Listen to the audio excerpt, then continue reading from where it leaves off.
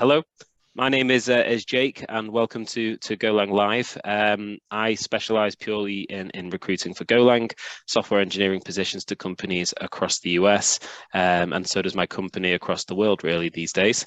So I'm delighted to be joined once again by my friend Ayan, who will be leading the presentation. This one is titled Handling SIGINFO with Go, amongst a few other things, I believe as well. So it should last, me and Ian were speaking, it should last around 45 minutes or so from now. And we always like it, if people do have questions, please use the Q&A option below, or please give me a nudge and I'd be more than happy to turn your mic on and we can ask Ian any questions throughout. He's given us full permission to interrupt him at any point. So yeah, and just for everybody, if anyone was wondering, it will be recorded and everybody who's obviously in attendance will receive a link as well afterwards. So without further ado, Ian, I'll pass over to you to introduce. Wow. Okay, hi. First, let me start by sharing my screen. I have slides and there'll be a little bit of live coding along with it. So the title of the talk is Handling SIGINFO with Go, but really this is about using build constraints to write portable software in Go. And we're going to kind of go a few other places in addition to those things. So to start with, SIGINFO, if everybody here is familiar with signals, SIGINFO is a signal that's unique to like the BSD branch of Unix operating systems. It's basically a way of asking a process to give you a status. And if you're a BSD user, you might be used to hitting like Control-T to get a program to print its status. This is usually like, or really most BSD utilities like CP, tar, DD, all those like respect Control-T, which again triggers a SIGINFO signal, and they print out information. And so what I'd like to do is describe how to write a Go program that handles SIGINFO in a portable way using build constraints. But before we go there, let me take you all the way back to the 1800s. And we're going to talk about signals, we're going to talk about TTYs, and we're going to talk about sessions and process groups. Because it's always good to know exactly how control characters like Control-C, Control-S, Control-T, and all that stuff actually make it, or how those actually trigger signals that arrive to the actual process on your terminal. So let's start talking about signals. There are quite a few Unix signals. They do various things. Some signals can terminate a process, some can create core files, some stop processes, some continue processes, and also any combination of these. And so there's quite a few signals, and they all, or none of them have the exact same kind of like meaning or semantics, and none of them have the exact same default behavior. And likewise, not all of them are even catchable. Like I'm sure everyone here has run into like a sig-seg-v or have sent a sig-kill, as if anybody's ever done like a kill-9 or something like that. Well, that would be a sig-kill. And of course, process can't like stop that from coming in.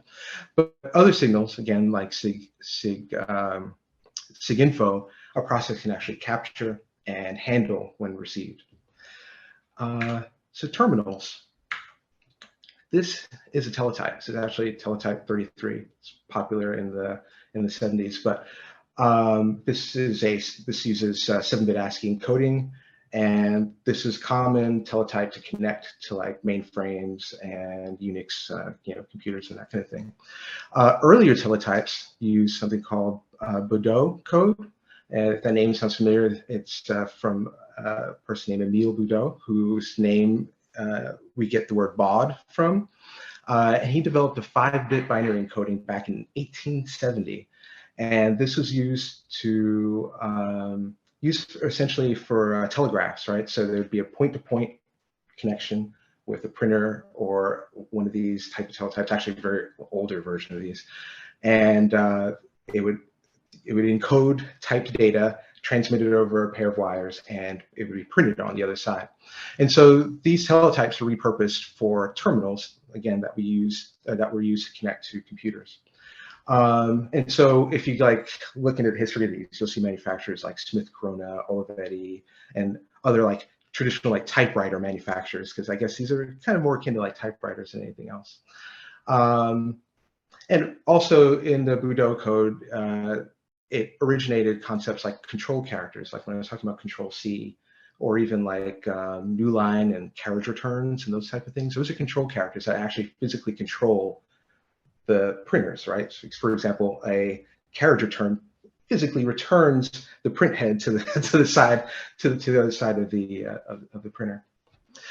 But another cool thing is that if you thought we were the first to do like ASCII art and like memes and that kind of thing, believe it or not, this stuff was going around over teletypes well before probably many of us were born.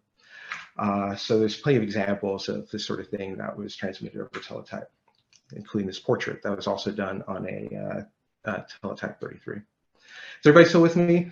Is anyone have any questions or anything so far, comments? I promise I'm going to talk about Go at some point, right? Okay. All right, so this eventually gave way to like CRT-based terminals, like this VT100 in the 70s. Excuse me. And so one of the things I want to talk about are how these terminals are actually plumbed so that they can interact with like a Unix process. And so this is kind of like my cave drawing of that sort of sequence of hardware and software. So we have a physical side, that green thing on the left. We can kind of consider that our like VT100 or even our teletype with our teletype 33. So you type in it, and it has something that transforms that into data that I could put on a wire and transfer over UART. And on the Unix side, we decode it, and there's something called a line discipline associated with the TTY.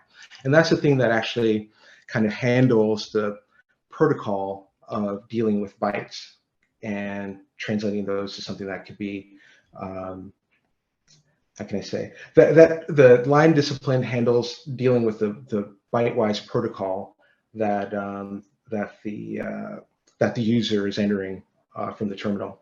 And another thing it does is interpret some of the control characters.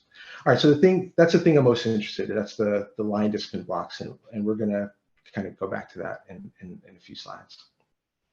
And so the last little bit, I want to talk about our sessions, process groups, and processes. So a session is a group of process groups associated with a TTY, right? So when you open up an Xterm or whatever, you've created a session, right? And that session allows you to manage process groups. And of course, a process group is just that, a group of processes. And obviously a process is just a schedulable task, of course, created by fork or whatever. And in order to see what sessions you have running on a Unix machine, you could use the who command. In order to see what process groups you have running currently, you can use the jobs command. And of course, PS shows you what processes you have. But that's the kind of like hierarchy of like session, process groups, and processes that are managed by a TTY when you like create a session on your computer. All right, so let's kind of zoom in on the line discipline part of our TTY driver. And so I'm going to click on some FreeBSD source. And this is literally the source for handling signals that are received via a TTY. I'm sorry, handling control characters that generate signals. I'm sorry, I'm kind of stammering, hold on. So this is the code that generates signals when particular control characters are received via the TTY. It's a little bit dense, but this one in particular, the V status control character, that would be control T. And notice what it does is it tells this TTY to signal a process group and passes it the SIGINFO. So this is literally the code that handles that. And if we look further down, we see where it actually handles SIGINT if you type like control C, or SIGQUIT if you type, I think, control backslash, or SIGSTOP if you hit control S. So this is literally where those things are handled. So at this point, you should totally understand what happens when you press Control T or Control C on your terminal. I know I kind of like breeze through this, but I think this is I think this is interesting, but I also think it's important to understand that, again, this signal handling, I'm sorry, these control character handling routines are in the kernel. They're not like handled by some like user process, and that ensures that the signals are reliably delivered, and that, you know, when you hit Control C, that it actually works, right, and doesn't get hung up because your process is busy doing something else. So what does this have to do with Go? So some parts of Go do not work cross-platform. Some operating systems and architecture details are not portable, particularly like signals. Like in this case, SIGINFO is available in BSD operating systems, and Darwin, but not Linux. And so as a BSD user, sometimes I'm kind of used to hitting Control T to see what copy is doing or tar is doing or whatever, but it doesn't work. But also system calls like iNotify, KQ, and even paths like, you know, where Postgres puts its Unix domain socket under FreeBSD is different from where it puts it under Linux. And so how do we handle these details? Well, we handle them with, or how do we handle these differences? And so we handle them with something called build constraints. Go gives us mechanisms for conditionally building code on a per file basis based on, you know, what we go for is called the GUIs and GARCH, or the Go operating system and Go architecture. So it can be done either two different ways. It could either be done using compiler directives embedded in the file, like the / go build, or we could include the GUIs and GARCH in the actual file name. And so those are the things we're going to demonstrate. And so I've already talked about this. So the compiler directive is go build, and it's a directive you put at the top of the source file, and you can provide like a Boolean expression that describes which operating systems and architectures that particular source file should be compiled for. Or we could embed it in the name, right? So these are all the various sort of patterns that the compiler can detect. So we could either just embed like the operating system or the architecture, or the operating system and the architecture. And it also works for test files, right? And I even included a link to the actual Go source where that's actually done. In fact, I just ripped that information straight from the comment. So our objective today is to write a web server that collects information or collects statistics about the endpoints that we go to. What we also want to do is have it respond to a status request. Again, SIGINFO. You know, what we want it to do is when we hit Control T, we want it to print information about its status at runtime, and we want to use build constraints to make it portable. Does that sound like a good? Does that sound like a good plan so far? All right. I know I kind of breezed through that quickly, but what I recognize is that you probably want to get to the Go stuff pretty quickly. So, so what I'm going to do now is I'm going to open a new terminal.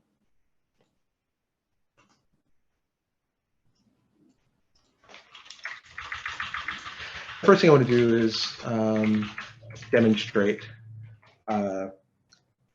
SIGINFO just as we would use it like in FreeBSD. So let's say I wanted to create a big file with DD, and if I said DD if equals dev random OF equals big file, size of 1 megabyte and a count of 1024.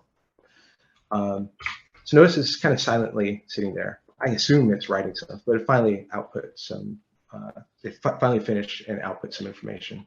Let's add a 0 so that it runs a little bit longer. So let's say you're kind of an impatient sort of system administrator or user or whatever, and you think it's running, but you want to see what it's doing. You can hit Control T and notice that it just printed like how many bytes is written, bytes per second. Hit it again, and notice that I get additional information, right? I get current information about what it's doing. And likewise, Control T works that way for a lot of utilities in BSD. If I tarred this, for example, like tar cf, tar, whatever, big file. So it's just quietly running, but if I hit Control T, of course, it's not gonna output anything. So what that line is that's generated by the kernel, and it's telling me what the current load average of my machine is, the complete runtime of my process and the amount of memory allocated by the process. But of course, that isn't telling me I just locked up my machine. So I'm going to drag this away because it's on a really slow disk, and so I'm going to have to get rid of this terminal. So let's open a new one. There you go. And that's going to finish eventually. All right. So no more demonstrations. All right. So let's build our web server.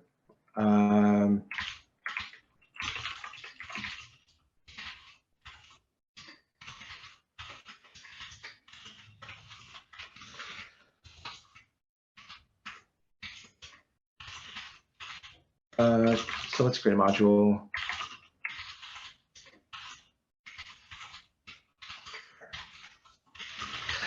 What we're going to do is we're going to create a HTTP handler. So let's say type handler struct.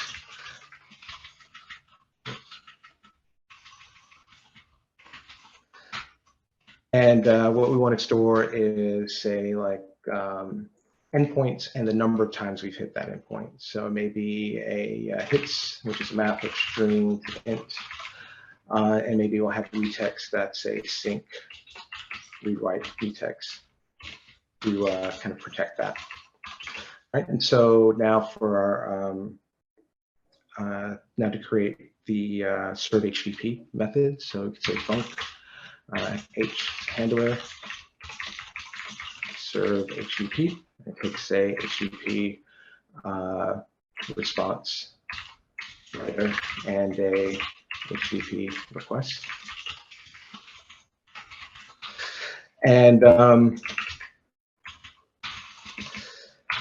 let's see.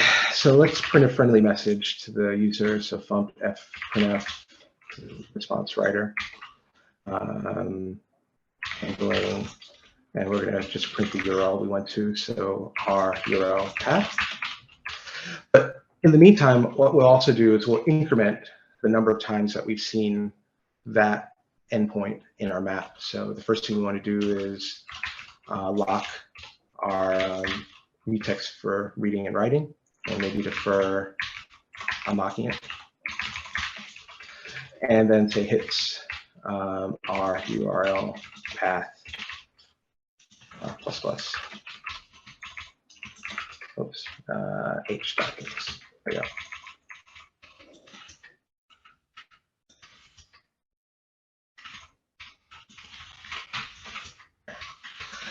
So now if we create a main, maybe create a listener, and that listen on a TCP port. The address 9999. If there doesn't go nil, log fatal error. Otherwise, now let's create our HTTP server. So SVR equals HTTP server. Maybe handler equals handler. Let's initialize our hits map. String int. And say the handler is a pointer handler. So now we could say server serve. I think that works. Oh, serve. Oh, okay. All right, so should be able to build that. And of course, if we run it,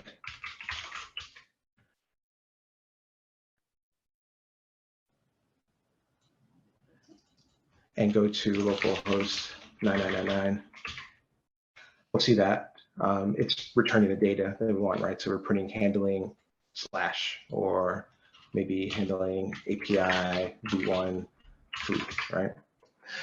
And so what we've done, or what we think we've done, is under the hood, we think we've accumulated the stats that we've hit API v1, but we have no way of seeing it right now. And so now what I'd like to do is enable or add a signal handler that allows us to trap SIGINFO. And then when we receive SIGINFO, print the statistics to the screen. All right, so let's see. I think what I want to do is make handler, I want to give handler a method that returns that info. So func handler info. And returns a string. What we're going to do is lock it for reading. So you rlock and unlock it, or defer and unlock.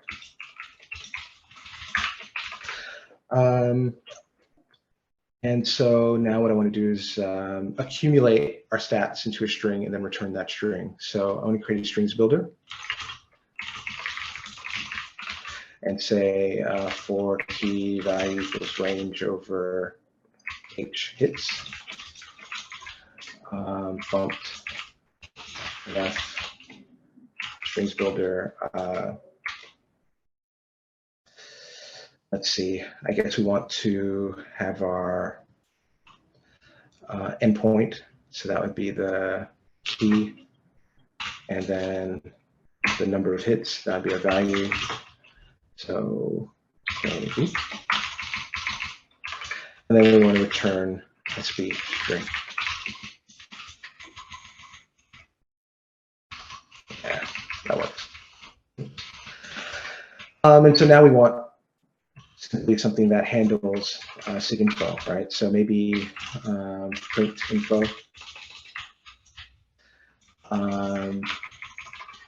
Maybe we could even be fancier and have it accept an interface. So type informer is an interface, and that interface, anything that has info, returns a string, implements that interface. Let's say I with the informer. And so in a loop, maybe we could, yeah. So now what we want to do is create a channel over which we'll receive signals. So maybe SIGChan equals SIGChan equals make chan of OS signal. And I'll give it a backlog of 1 for now. And now we're going to associate SIGINFO with SIGChan. So signal notify SIGChan, and we're going to give it syscall SIGINFO. And now in a tight loop, actually, doc signal notify works. Actually, right.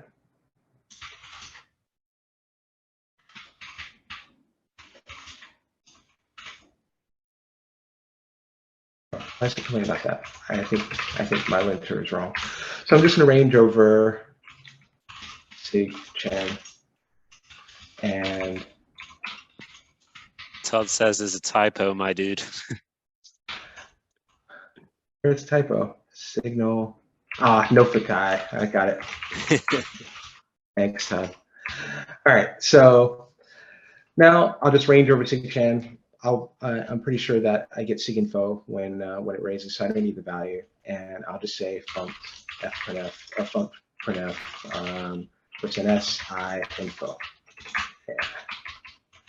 And so now I could run this in the Go routine before I serve, and I say go print info. And since my handler implements my informer interface, I can give it the address of the handler. I think if I if I run, now I could go to my endpoints, or whatever. And now if I hit Control T, I'm hoping what I see is a nice printout of statistics, right? So, there it goes, right? So it says I've been to API v1 foo 5 times. It says I've been to favicon.ico. I guess that's a thing that my browser does kind of under the hood without me intentionally doing it. And then it goes API v1 foo bar. And so I could hit reload a few times, maybe even go to some other, literally some other endpoint header. And if I hit Control T again, see that the statistics update in real time. And so the usefulness of this is that if you're running Darwin or some or some version of BSD, you don't have to rely on your logs to like kind of ascertain this information like after the fact. I don't have to run some sort of log processor. I could easily just hit Control T and see the data that I want. Problem is though, I set my GUIs to say Linux, Go build. What do you expect to happen? Well, since Linux doesn't support SIGINFO, I expect this to fail, right?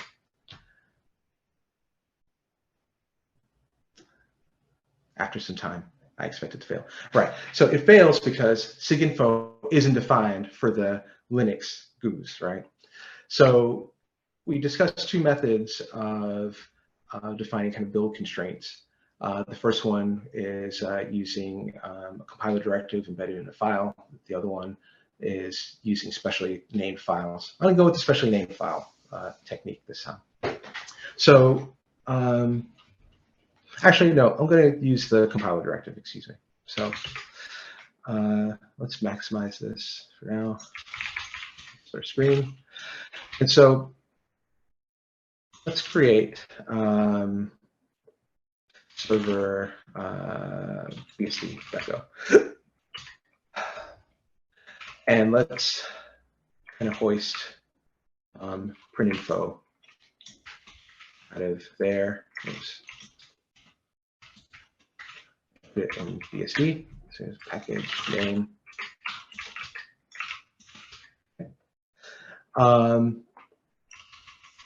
And let's add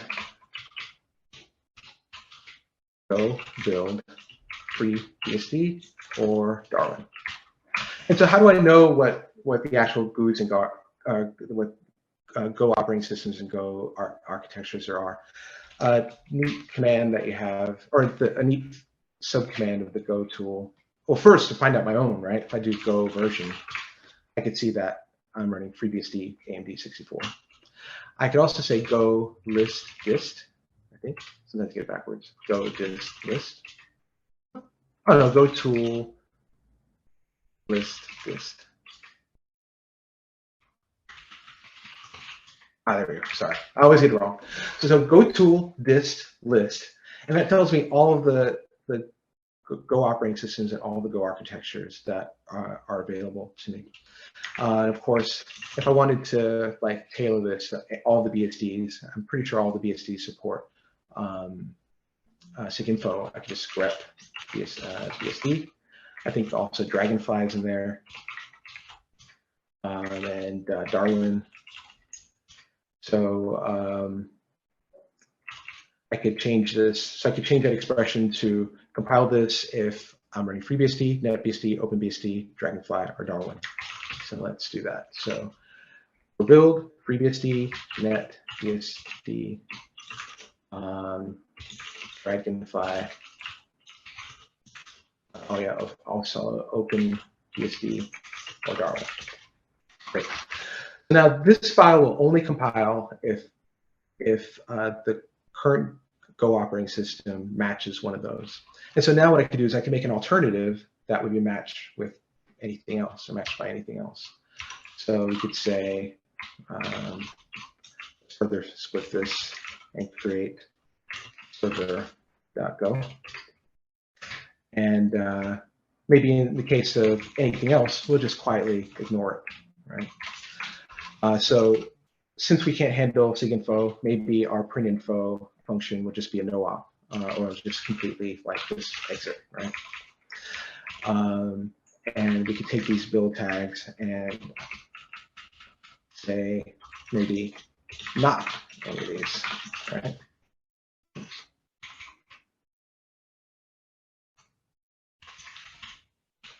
What did I just do? What did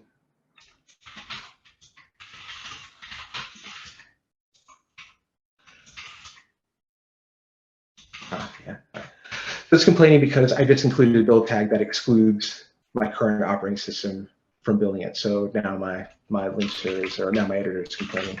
But so now if I build, it builds just fine. If I run it,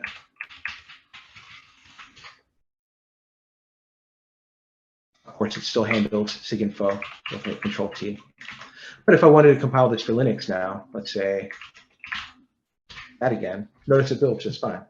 And if I ran this under Linux, it wouldn't do anything. But what this allowed me to do is write this in a way that handles SIGINFO write this in a portable way such that under the operating systems that support SIGINFO, it's properly handled, but operating systems that don't support it, it's properly kind of ignored. Does that make sense so far? Anybody have any questions or any comments so far? Feel free to type away, guys. Anybody has any questions?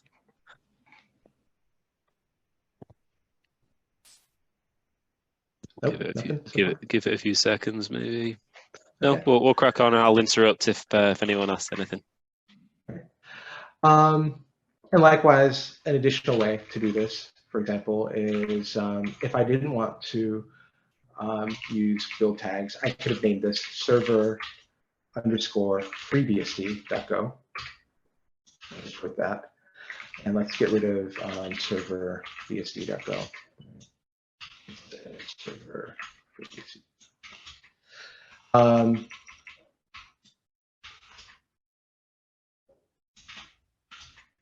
Likewise, now I should be able to go build, and it works just fine. Why? Because the compiler chose to use server_freebsd. Of course, if that file wasn't there, let's say move and type build, of course, it won't find it because the build tags in server.go preclude FreeBSD. Really, that's kind of all I have. So what I've demonstrated is that I have a operating system specific, well, I'm sorry, let me rewind. What I hope I demonstrated is that under FreeBSD and other BSDs, including Darwin, SIGINFO is actually kind of a useful and novel signal that we as developers could actually use to give us information about our services or processes at runtime, right? But it isn't cross-platform. And so how can we utilize it and maintain a source, maintain source code that is that we can compile regardless of these kind of operating system specific bits? And that is using either compiler directives or specially tailored file names that include the architecture and operating systems in the name. And also, I hope I was able to get across a little bit of like Unix history in the meantime as well. But really, that's my talk. I'm definitely open to questions, comments, corrections. Like I'm not trying to pontificate or how can I say? I guess my point is the reason I give these talks is to solidify my knowledge of these sort of things. And so I'm open to the fact that I might have been wrong about something. And so I would love to hear any feedback or any opinions you guys might have. So that's it. Absolutely. Well, thank you very much again, Ayan. Great talk again. I'm just going to, obviously, as Ayan said, if anybody over the next minute or so has any questions, please fire them in. But as I mentioned previously at the very beginning, this will be recorded and has been recorded, and everybody who is in attendance will get a link to the video recording. So if you did, want to just kind of rewind a sec and go check over something again to make sure you're 100%, then you'll be able to do so.